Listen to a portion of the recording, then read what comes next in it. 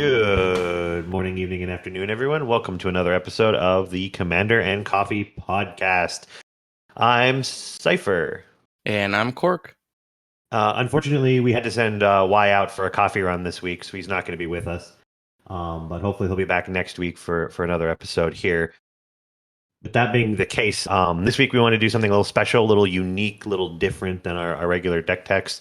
As you guys have heard, we've been kind of in the lab, kind of prepping for Punt City and a couple other tournaments we have coming up. So we kind of wanted to take this episode to kind of walk you through our process and kind of understanding as to how we tune some decks and kind of build these decks that we talk about for Commander. So it's be a pretty free form, open discussion this week. Really excited to dive into it and kind of talk through that stuff. I know I personally have a lot of opinions and things to say through that, so can't wait to dive in.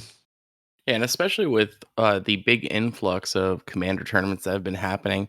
I mean, it seems like every other week, we're having one major commander tournament.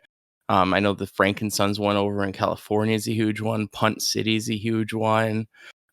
They're popping up all over the place. We just had a play to win one down near Philly that filled up in 2 days, I read. So like it's crazy the amount of like tournament structure that's happening all of a sudden out of nowhere. Not out of nowhere. I mean, it's been a slow kindle, but you know what I mean. Yeah, and there's a lot of discourse, I think, around the community as to is tournaments good for the community, bad for the community. Not to dig into the weeds, whether you're pro it or not. I think this is just good deck building advice for, wanting to kind of just fine tune that deck and kind of push the power out of it from there. But we're going to really focus in for those that are interested in that into actually like preparing for a large scale event and what to look out for blind metas. And you may be traveling to a different shop, and this stuff kind of applies into there as well. So. We're going to be talking mainly commander focus here, but a lot of these ideas and I don't want to say nuances kind of apply to all tournament prep, whether you're going to a GP or a modern 1K legacy eternal weekend, anything. It's not just meant for commander. We're going to be speaking more on the commander side of things, but you could definitely fix it to however you play. Yeah, so before we dive into all of that there, Cork, why don't you kind of tell us what we're drinking today and get into our coffee of the week? Today we have from a local shop around here called Buzzsaw. It's their seasonal blend. It's dark, aromatic, very nutty, and just had a really nice mouthfeel to it all around and kind of gave me a nice pick-me-up. I need it for today. Yeah, very cool, very cool. So with that out of the way, let's dive in. So kind of what we're going to do here, again, it's going to be a little free form. We're going to kind of talk about our experiences and how each kind of one of us kind of builds and brews ideas for the tournament. And we're going to kind of tailor it a little bit towards, if you've played EDH or you've played Commander or 60 card or whatever format you had, just some general tips that we like to do, kind of getting into the format and understanding, and then going from there. So to start with, for me, kind of the first thing that I like to do whenever I'm getting into a format is research, right? Before I even want to pick up a magic card and just start jamming, right? I don't think there's a lot of good service and to just, grab a deck and go.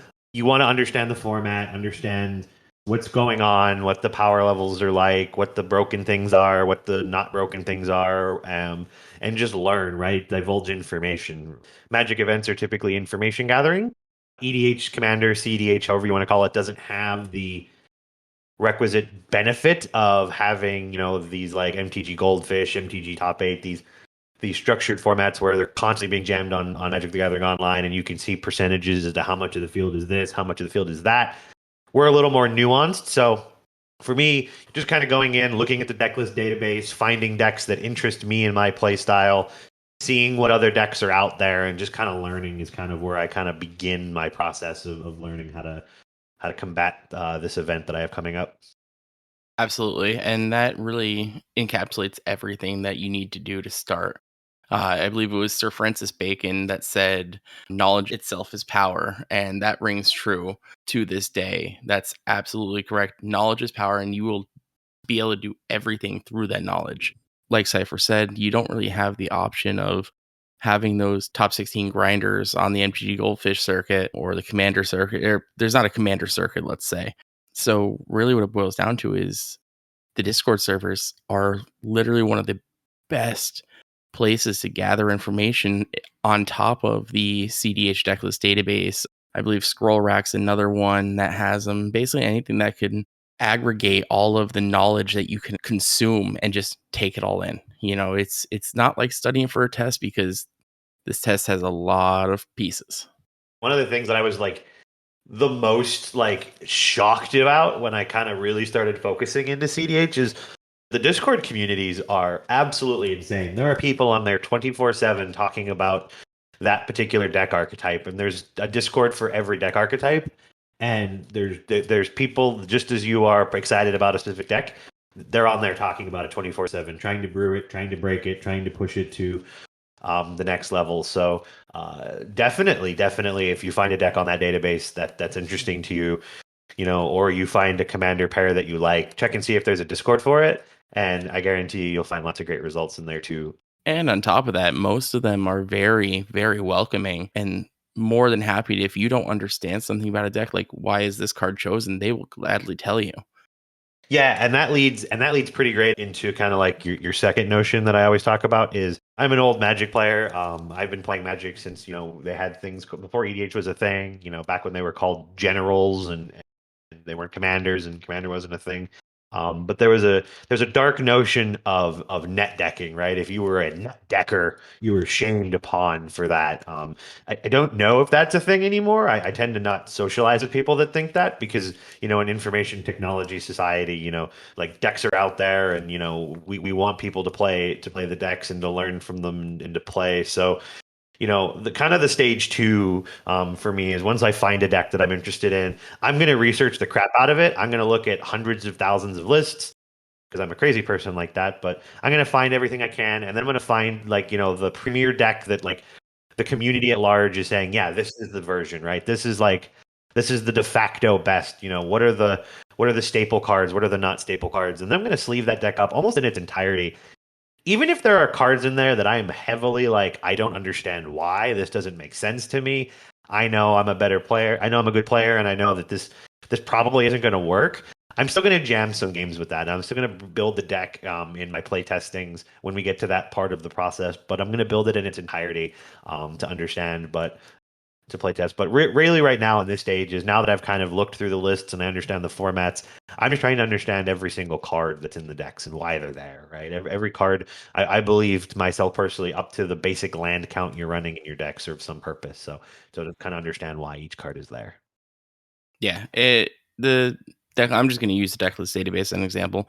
It's a great structure. It's a great foundation to build off. Usually, most of them have really good primers. One of my favorite primers was for Anala. The person went into so much detail on how exactly, like, why the cards were chosen, what the combos do, what they go into, this, that, and the other. Like, constantly, every little decision that was made was described there. And that's the beauty of that. So now you could sit there and go, well, why is Dark Ritual played in this deck? Oh, well, it's for XYZ. Why is it 27 lands versus 30 lands, 29 lands, et cetera, et cetera, et cetera? And they explain it to you. And again, Discord servers will have your answer. If the primer doesn't tell you, then that's that. But starting off with that foundation and getting an understanding and a feel for the deck will, one, see if it actually vibes with you. Two, see if you could brew in that space. And three, if you even understand the deck. Because if you don't understand the deck, then you really shouldn't be playing it. The biggest thing you want to do is you have a hive mind of the community around you, right? That they've been brewing this. Like we talked about with the active Discord servers, like there's at least tens to hundreds of people on those servers, trying to push the general, and then these deckless database ones, whether you like them, hate them, whatever you want to think about them, these are what the community at large is voting on and saying, yeah, this is pretty close to what we consider optimal. And there's some variations, sometimes upwards of 10, 20 cards different, which is a lot in Commander, but genuinely have that same functionality and that same feel to them that this is what the deck's doing, and we agree that this is kind of the optimal build. Now, it's okay to have variations and changes to your deck list. That's totally acceptable to have. But the moral of the point for this stage is once you kind of like understand what's going on, take the deck list and understand what the deck list is. So that's kind of level two. So level one, we learned the format. Level two, we learned all about what the deck we're looking to play is trying to do. You're not going to sit there and put in a Draco into your Carrick deck just because, it's a 16 mana, you could generate a bunch of mana type thing. I know it's a poor example, but that's kind of like the thought process. Like you got to understand the deck and what the deck's trying to do to be able to really make something of the deck before you make a major change like that. It's a fun balancing act, though, but you really can learn a lot about this game. There's definitely and a lot of people like to skip these first two steps, and I really want to highlight the importance of them because when I was a lame Magic player back in the day, I was like, oh, the only way to get better You're is to still a lame Magic player. I don't know what you're talking about. You're I am a still lame. I'm a very lame Magic player, not as naive as I once was. But one of the one of the factors that really kind of drives that is your understanding of what's really going on in the format. I promise you're going to face a lot of decks that have a lot of, especially overlapping archetypes into them. When you take Tymna and Thrasios, for example, it could be Razakats, it could be Hermit Druid, it could be CST, it could be a lot of other variations and potential. Ender console, like anything Ender like console. that. Yeah. So kind of like knowing what the specific differences are between those and knowing the unique interactions is important because it really helps you define in the game what you're playing against as opposed to just oh it's that it really helps you counteract and defeat what needs to be done there. So Yeah, the knowledge portion doesn't only pertain to your deck; it also pertains to other decks. But that usually comes with game knowledge and doing the research after you establish your deck, which we're gonna get into a little later. But yeah, yeah, so now that you have a solid foundation of what the format looks like, you have a solid foundation, you have your deck, you've done your research, you have your list, it's sleeved up, it's time to go play. Now you're really looking to just understand, how your deck works, how it functions at the table, kind of where it wants to be and what it wants to be doing. There's a really, really great article, and if I find it, I will definitely put it in the show notes. I forget who wrote it a while ago too, but it was an old 1v1 article called "Who's the Beatdown," and the whole I preface of the remember that one. article. Yeah, remember that? That was like circa like 2002. Could be even older than that. I don't really know. I'm an old man. What it was defining was it was asking, in any given state, somebody has to be the aggressor and somebody has to be the person reacting to it. You can't have two people playing defensively or two people playing aggressively because at the end of the day, one person's going to win that exchange and the other person's going to lose that exchange because of that, right? If you're attacking your opponent for 4 and they're attacking you back for 8, eventually you will lose the game because they're attacking you for far more damage than you're dealing to them, right? So at that point, you're playing defensive, they're the beatdown kind of thing. So it's a long-winded statement to say you need to understand and assign your role at the table based off of the commanders and then the play patterns you're going. So seeking to kind of just gain reps with the deck and understand where you need to be and what you need to be doing in a given game is what's really going to help kind of facilitate what your deck is doing. Because I've seen a lot of people pick up a deck and they're like, yeah, I'm going to play this deck. This deck's great. And I'm talking about Cork here. And then he plays it and he goes, I hated this. This was bad. And it was like, okay, well, you were playing a very, very, very aggressive, proactive game plan with a few counter spells, and you were using those counter spells to counter your opponents and stop the wins, which sometimes you have to do, but that's not what the deck's designed to do. It's not designed to, wait till turn 7 to win the game. It really wants to win in the early stages. Or you're trying to play a deck that really wants to get to turn 15 and you're trying to push a win out that it really just can't do on turn 2, right? So understanding your role at the table, knowing who's the beatdown is a big proprietor when you're playing into these games. And that's all, again, more knowledge of just learning the different decks and the roles that they have. Basically, what he's telling you guys is, I can't understand my role and stick to it. This is true. This is true. Because I the random crap in games, it's not even funny. No, it's absolutely right. Right. Know your role. Know what you're supposed to be doing. Know what role you play at the table. I mean, it could even be the politic guy. You know what I mean? Like, hey, guy's gonna win because if you have all the knowledge, then you know how that deck's gonna win. You're not gonna take a turbo deck and play it as a control deck. Hi, I'm looking at myself in the mirror right now. I've done that and tried that. It doesn't work. and you're not going to take a combo deck and turn it into a stacks deck. I've seen that many a times. So that's what he's talking about when he's referencing knowing your role and sticking to it. It's again, that all falls back on that knowledge. People think that Magic is just a pick up and play thing. Like, oh yeah, I'm just gonna go grind a tournament with my buddies and then get stomped out first game and be like, well, I don't understand. The deck didn't do the thing. It didn't go Flash Hulk. I win. And what's neat about those lines too is your role changes not just initially within the game, but throughout the game. One of the things that we do on this show is we always do mulligan decisions where we're talking about hands you should keep and hands you should pitch and why we think about them. And a lot of the times we may say, well, this one's close. It's kind of pod dependent. That's us kind of doing this work already, right? We're assigning ourselves a role. We know, oh, okay, we're a slower control deck this time, so if there's a bunch of fast decks, this hand doesn't play in that space very well. Or if we're a fast deck and it's kind of a slower hand and the pod feels kind of aggressive, like this isn't that good. So we're kind of doing that kind of internally when we're kind of talking about those mulligan decisions. So that's something you guys want to keep in mind. Not only is it your commander, but that's what I'm saying. It's the hands you have as well, because some of the times you could be, a Timna Thrasios grindy control deck, or even like a Thrasios Vile Curious control deck, and just have Thassa's Oracle Demonic Consultation in your hand, and you're like, well, I mean, I have a turn 2 Thassa's Oracle Demonic Consultation, Thassa's Oracle. I'm going to go for it, right? You become the aggressor, even though your deck is typically designed to be not the beatdown, but you become it in that context. So Yeah, those also and do play. sometimes it just gets there, and then other times you get stuffed real hard. Again, that's table knowledge too. So that's another big point to do. So now that we've done that, now that you've been assessing the deck, you've been playing it a little bit, you understand every card, you understand what it's doing.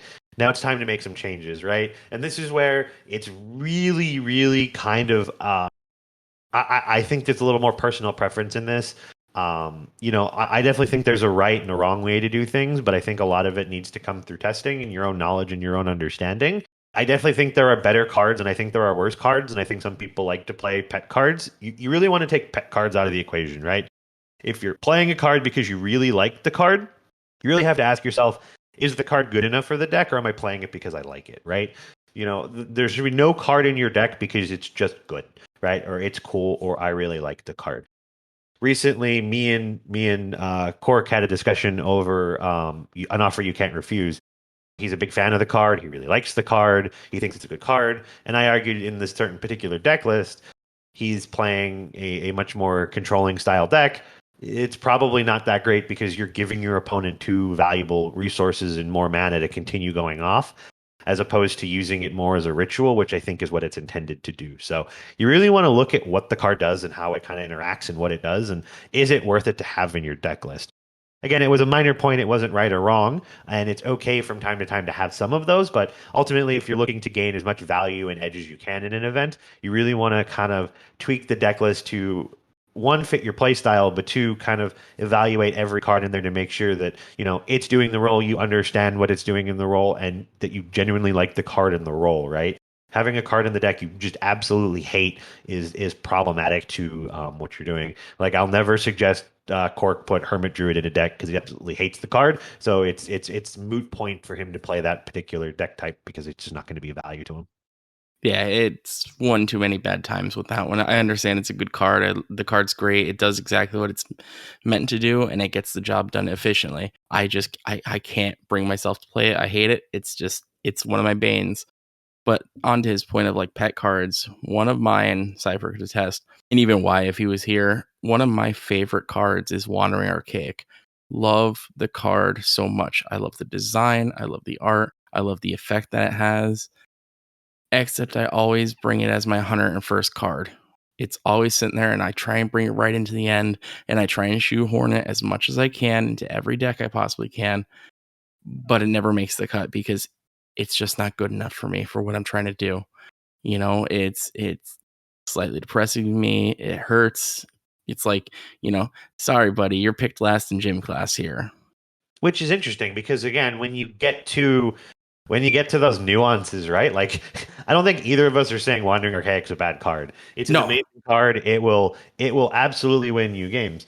But in Cork's experience, every time he's played the card, whether it be because of the rest of the pod, the play group he's playing with, the pod composition, his play style, it's been very lackluster. So instead, he found other alternatives or other replacements that fit the bill a little more to his liking, that don't directly impact or hinder the deck list, which is the important piece of the puzzle there too. But sometimes you just need another silence effect. you'll learn as you go kind of what the power level of your deck is and then what your deck is trying to do. Not often do I recommend you ever do a one for one replacement, right? Like you shouldn't go and look for a one, like if Wandering Archaic is the best version of that effect, don't try and find another version of that effect because that's already the best version of that effect. It's just going to get worse unless you absolutely like need a redundancy of that effect. You really want to just find another card that improves what the deck is trying to do, right? Every card in your deck should have some semblance of doing it. I could tell you kind of trademark TM approach joke that me and Cork have started doing is while we're brewing decks for Punt City, one of the things that we've been saying is we'd bring up a card and the other one would look at the other and just say NBC, right? And that was our little monogram. And what NBC stands for is just no bad cards, right? We're not trying to be cute or do fun things with this. We want to be as lean and efficient as possible when we're building these decks, and we're modifying them. So the tweaking phase is our favorite phase of it, but we're really trying to maximize our win percentages here. So we're really looking to make sure we're not playing any bad cards, right? We're not, if you can't afford a time twister, for example, you don't want to change the slot out with like an Echo of the Aeons, right? Because it's time twister after it hits the graveyard, but it's 6 mana in a turbo ad nauseum deck otherwise. So like, is that the right play, or should we just maybe find, another piece of ramp, a ritual, maybe just another cantrip or something like that to help us dig? There are other avenues that are better than just finding that one for one replacement. While I do hate the acronym NBC, our other ones don't get Zakamad. Done, done, Uh, done. don't get Zakamad seem to be a little bit too worse for us, so it hurt more.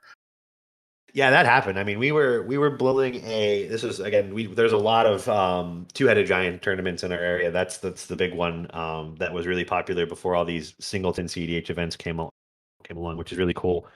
But we were working on a Zakama deck, and we were like, wait, why doesn't this just play food chain? You just win the game.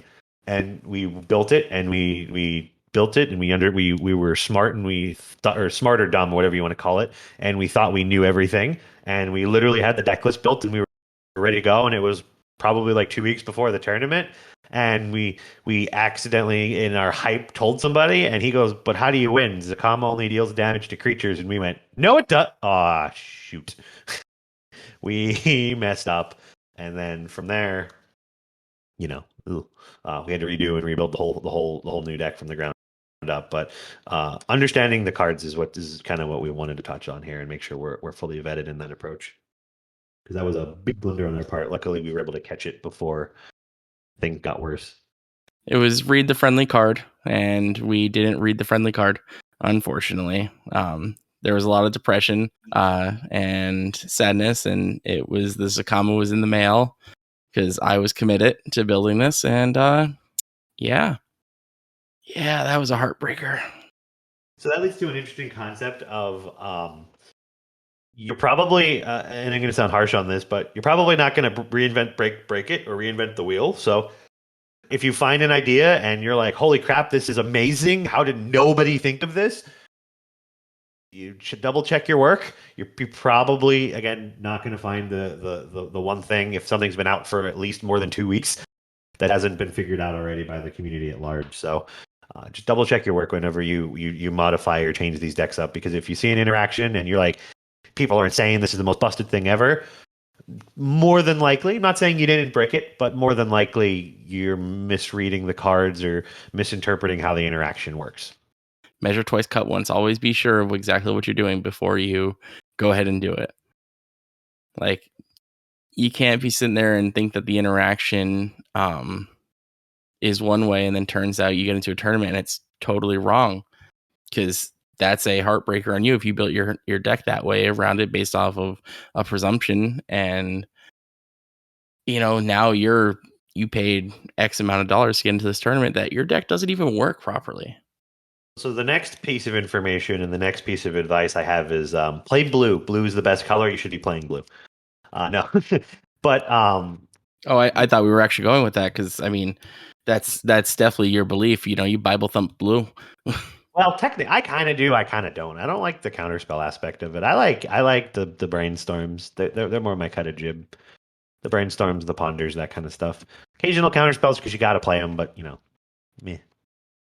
The point here that I want to reference is as you're looking through the database, expect a lot more blue interactive decks when you go to these events. Events can wildly vary, and it's 4-player, and you only have a 25% chance to win the game. But having the expectation that most players are going to come to the same conclusion that I probably want to be playing some type of blue deck because it gives me the most control over the game. Cork has a great stance that he says every time he plays Kirik, and we're in a big priority circle. It'll turn to him and he'll go, "I'm playing mono black," and then that means I'm moving on to the next person because typically they don't have a lot of answers. Some decks have built-in stuff, and it's cute and we get it. But the moral of the joke is just, yeah, like you want to have more interaction and be able to interact with your opponents more, so more people gravitate towards that. So as you're building your deck, if your deck loses to counter spells, I mean, most decks have a loss to counter spell, but if your deck's very hindered by these like blue style control decks, rethink that a little bit because I expect to see a bit more of them in the event. A lot of times, what we talk about, Cypher and I, and why when we bring them in, is going into a blind meta, and you also got to look at the tournament structure. Is it unlimited proxies? Is it no proxies? What is it? Because when you're playing with unlimited proxies, you tend to get the best of the best. You know, you're not going to be playing against, little Timmy's chair tribal deck or, a thematic deck or something of the sorts. You're going to be expecting to see what you see at a big name tournament.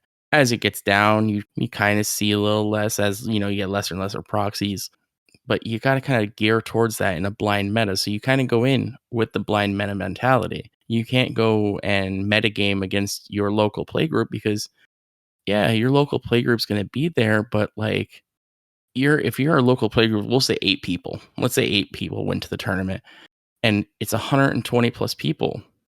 Your odds of facing one of them are pretty slim unless you guys get up there in the rankings. So what is that specific tech for, you know, Johnny's deck going to do for you?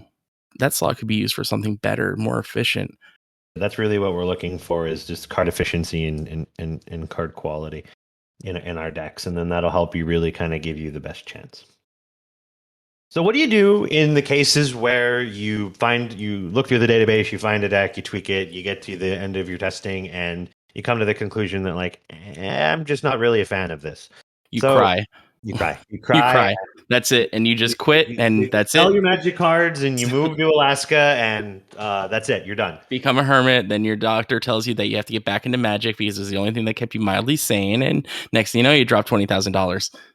So there's nothing wrong with picking up and playing, what's considered the best deck in the format. A lot of people have reservations and concerns with playing, stock standard stuff.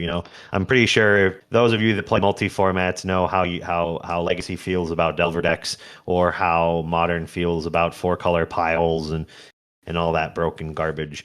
And yeah, they're a problem, and yeah, they probably shouldn't be the way they are. And there's lots of format community and talking about bans and all that stuff, but that's not this episode. While those cards and decks are legal, they're a reason why they're format defining decks that have high numbers and high performance in the formats, and you should be playing them. So, if you listen to most cEDH players, most cEDH podcasts, cEDH Twitter discourse, the whole 9 yards, a lot of people will say things like, I think Blue Farm's the best deck. I think Timna Thrasios are the best deck. I think Nagila is the best deck, so on and so forth. And that's on the surface. And then if you start looking in and you start digging into some of the results, you can kind of see that there's some validity behind that. Tier 1 con reports having multiple copies of each in the top 16, seeing multiple top 16 finishes, that the kind of high performance metrics. And then you can start seeing like, okay, so like if that's the best deck, there's a reason it's touted as the best deck.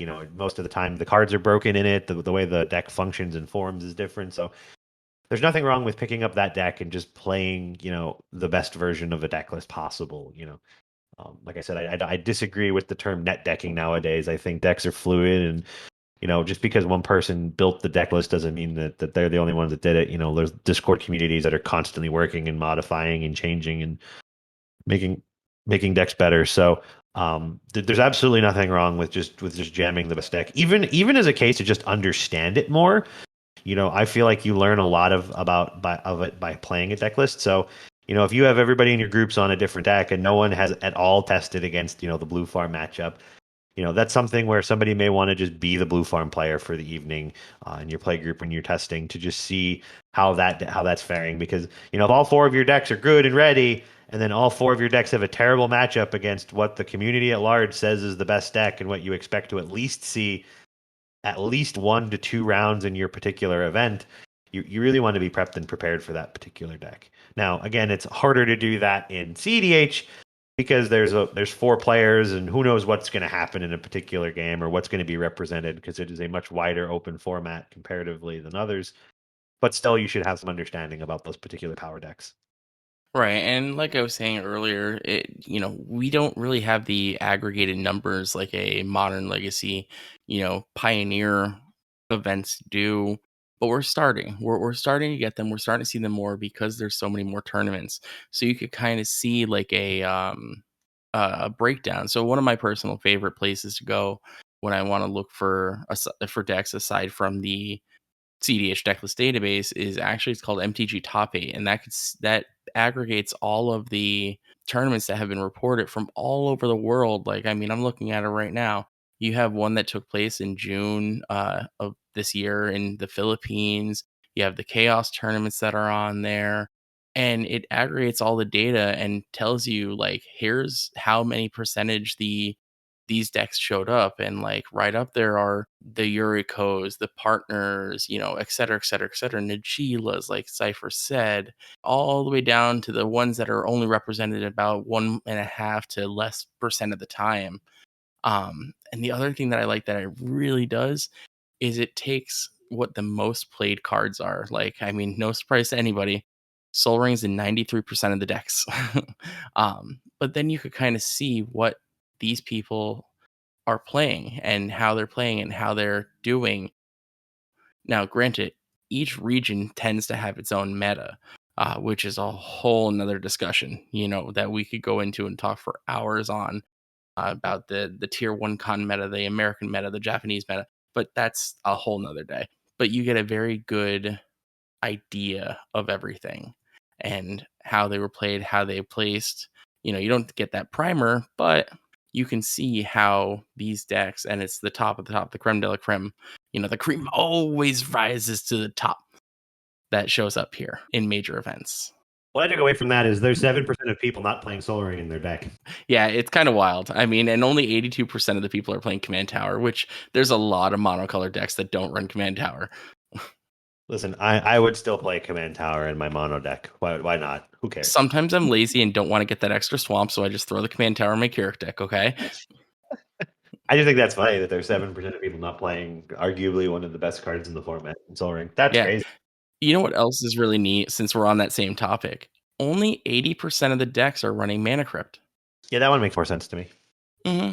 I mean, I guess so, but like, shouldn't it be up there with Soul Ring more? Unless it's just it can't be a Well, monetary thing. this is another discussion all day. Leave a comment below if you want us to talk more about this, but Soul Ring is way better than Mana Crypt, like by a large margin. But again, that's a topic for another day. So now that you kind of have your deck built, you have your tournament deck built, you're ready to go, you kind of understand your matchups, you know what you're going on. I did want to run through really fast, and I don't want to spend too much time on this, but I did want to kind of wrap up this episode talking about some best day of practices for events. Cork and I have gone to a lot of local commander tournaments at various shops around the area that we live in.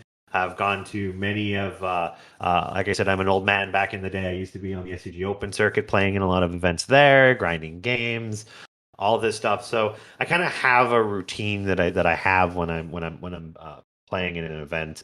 Some best practices that I like to keep are to always make sure you're well hydrated, you have good water for the day, you have some snacks with you. Eating a hot dog and like a pound of greasy fries that cost you $140 from convention food that day of is not going to do you well. So making sure you're staying well hydrated, you're eating well. I'm a big fan of music. I like to listen to music before rounds to kind of like level set me and keep me ready to go. And then just kind of focus in on the matches, right? Like, don't worry about winning the event. Go in there to have a good time and focus one round at a time, right? Your goal is not to win the event at the beginning of round one. Your goal is to get through and win round one. And then at round two, regardless of what happened in round one, your goal is to win round two, and then just continue on that metric through the day to kind of keep yourself kind of going and rolling. I also did a lot of tournaments, not just Magic. I've also played in a lot of different sports tournaments and things like that. A lot of my practices tend to bleed in from baseball tournaments and disc golf, et cetera, et cetera, et cetera. Like Cypher said, most of us that I've ever interacted with is music.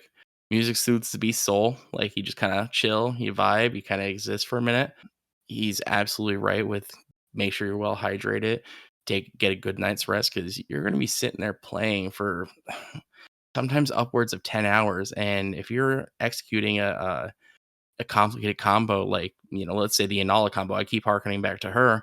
You're executing the 25-step Inala combo, and yeah, at 9 a.m., you're chipper, you're there, you got everything. Well, at hour 10, at 7 o'clock at night, you're going, oh, which tutor do I go for here? And then you stack your triggers wrong and you cost yourself the game.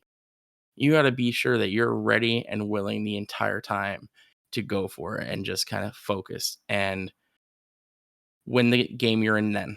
Be in the moment, live in the moment, know the moment. Don't worry about what happens in 2 rounds from now. Don't worry about the next round. Worry about the round you're in now. You have a more mathematical percentage to lose the game than you do to win.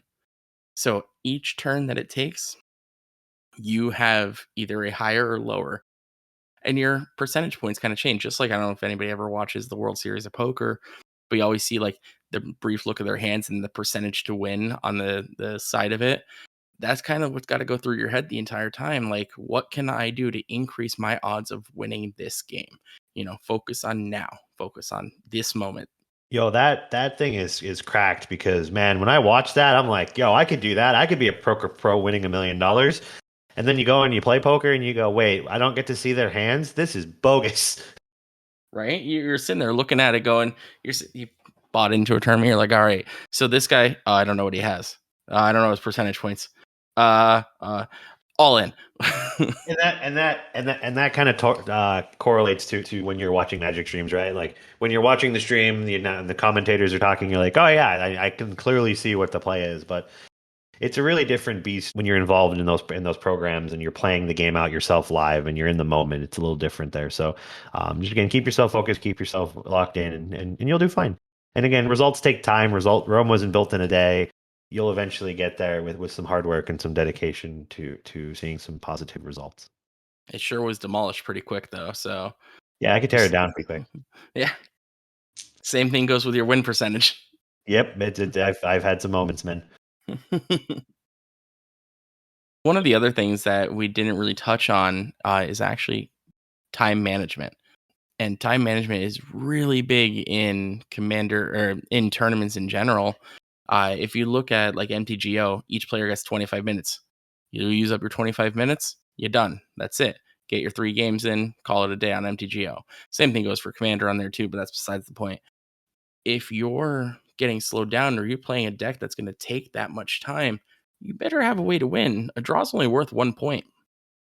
One of the things that we like to do around here is when we're actually in tournament mode, we know the deck that we're playing, we have it understood, we have that knowledge base. We'll actually set up chess timers and count down. We give everybody 3 minutes on the clock to do their tutors, do their turn, and because that usually works out to being the perfect amount of time.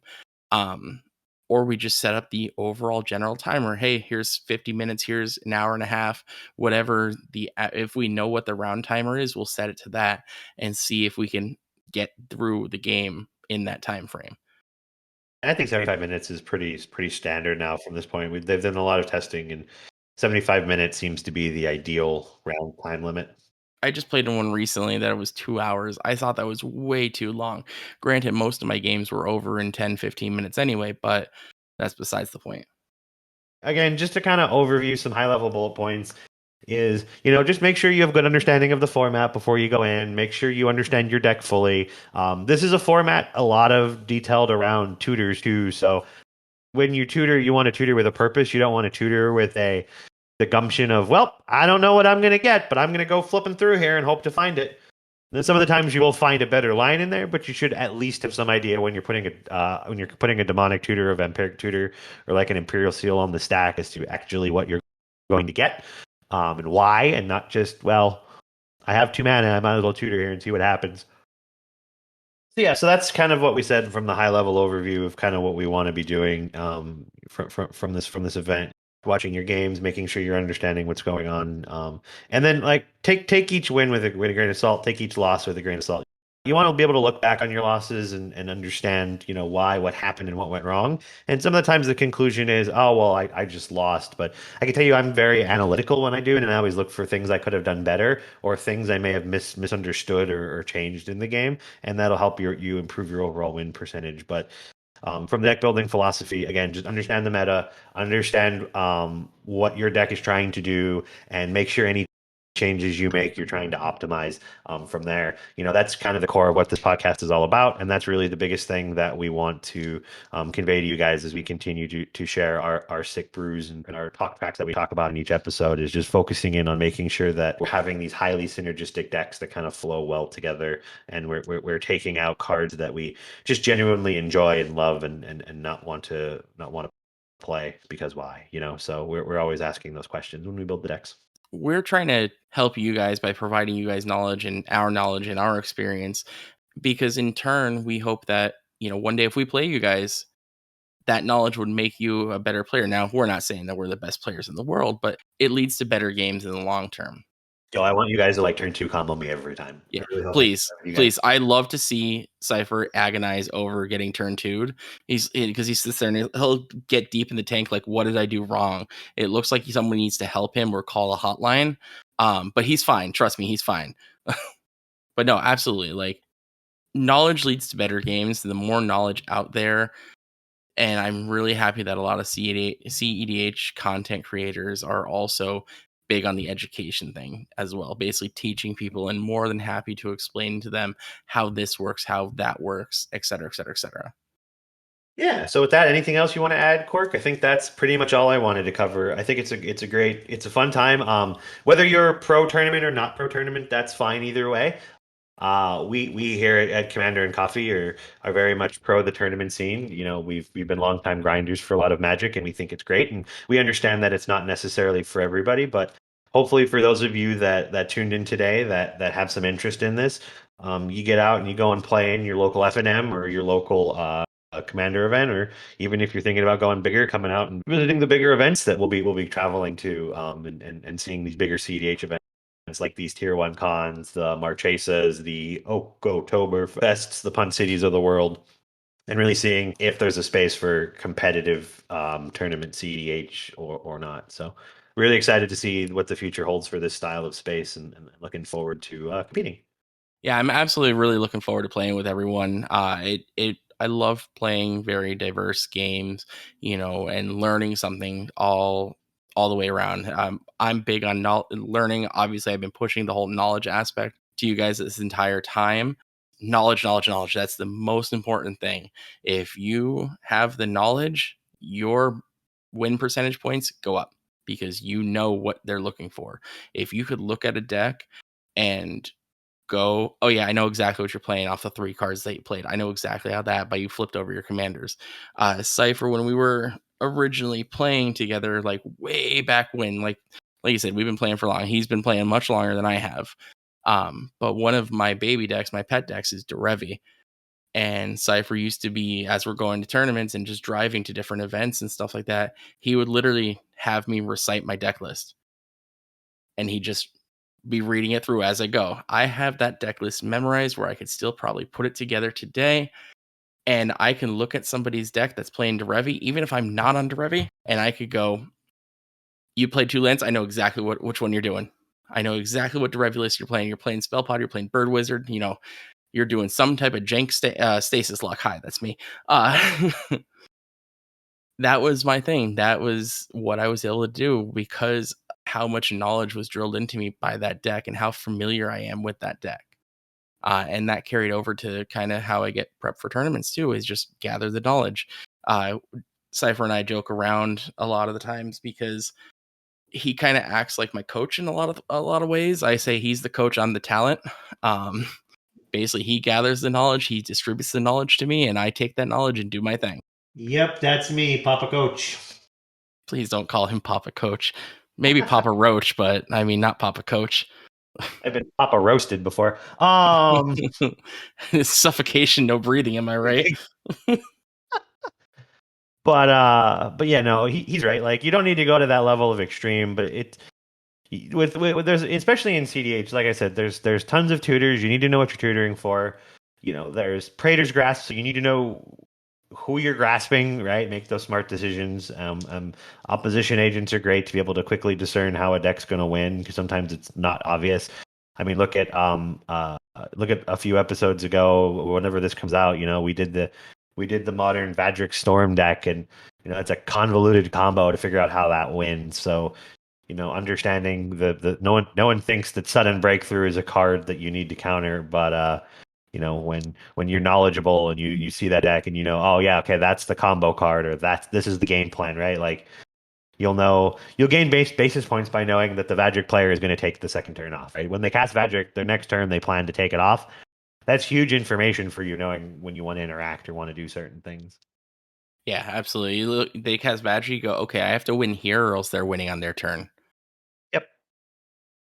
All right, guys. So that was an episode of Commander and Coffee. Maybe been a little shorter one. We'll see in post. But happy to be here to be able to discuss this topic with you guys. Again, it's something that we wanted to do while Y was out doing our coffee run for us. Future brews and future exciting content coming down the line. So check us out on all of our social media platforms. Check out our Moxfield profile for all of our sweet decks. We're on there all the time, constantly adding more and refreshing stuff. So be sure to like, comment, and subscribe. It really helps out the channel a lot.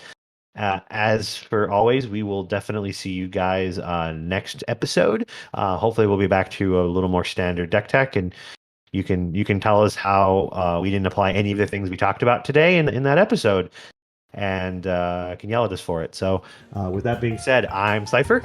I'm Cork, and I'm all out of coffee. Oh, yes, I didn't have to do it. I thought I was going to have to say it this week, and I hated myself. But I didn't have to do it. Yes! Cypher, what are you out of? Yes! I'm out of patience.